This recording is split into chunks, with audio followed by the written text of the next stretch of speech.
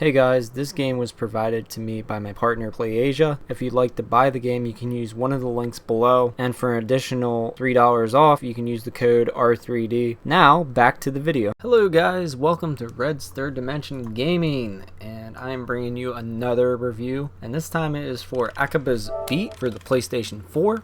A surprisingly fun sequel came out back in 2014 called AKIBA'S Trip, Undead and Undressed, for the PlayStation 3 and PlayStation 4. After waiting for nearly 2 years, we finally get another entry in the Akiba series. Is it really a successor like the developer and publishers say it is? Let's find out in this review. First of all, this is barely a successor. Most successor games have better graphics, characters, and gameplay. AKIBA'S BEAT looks like it is the first entry in the series. It doesn't have the same formula or anything like the previous entries. AKIBA'S BEAT takes place in a supposed modern-day Akihabara, and please forgive me if I say any of these names wrong, because I'm not Japanese, and I know you guys are going to criticize me about it in the comments below. Just try to be nice. In the heart of otaku culture, AKIBA'S BEAT puts the player in a hotspot for music fans. This is the place for idol fans and household electronics. With the power of dark forces, Akiba's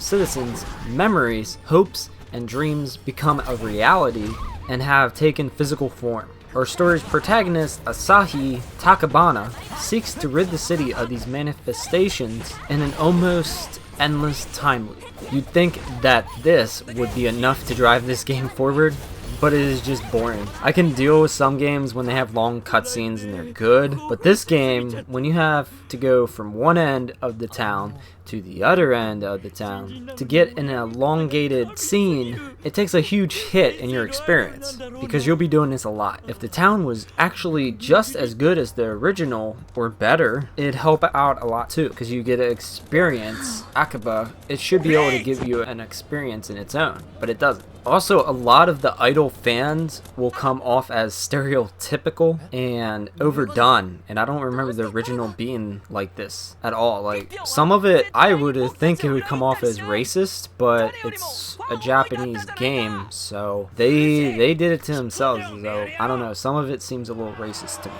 But that is my opinion on that part of the game. After going back to play AKIBA'S Trip, Undead and Undressed, I never wanted to play this terrifyingly basic game ever again. So if the game's story isn't that great, the gameplay must be there to carry you through, right? Wrong.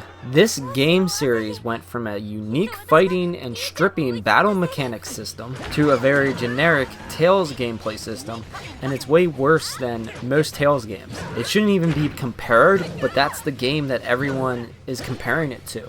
So that's why I am comparing it to it, because that's what everyone else sees, but I don't see Tales in it. I see a terrible role-playing game, not Tales.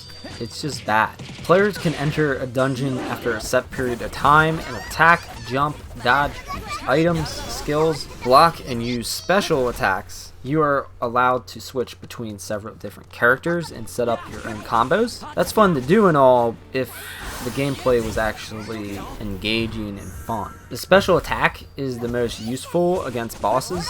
In order to use Imagine mode, you have to build up your circle meter, and then you can unleash more powerful attacks. Like I was trying to say earlier, fights can tend to be boring, and they're just not interesting enough. A successor game's graphics are better, right? Nope. In AKIBA'S BEAT, the graphics are worse than the previous entry. Your main characters look good in the event scenes, but look terrible in action. The brightness setting seems to be set on max, and the people walking on the street usually will have no faces. They will be pink and purple. I think the game was rushed, and that there was not any special meaning behind it, like Persona 5's with the no faces on the train parts. It just seemed unfinished to me. I don't think there was a special meaning behind it, because in the original game, they had faces on the streets, so and many times you'll see they won't have faces. Like I said, I don't think there's a special meaning, because why would the other games have faces and stuff?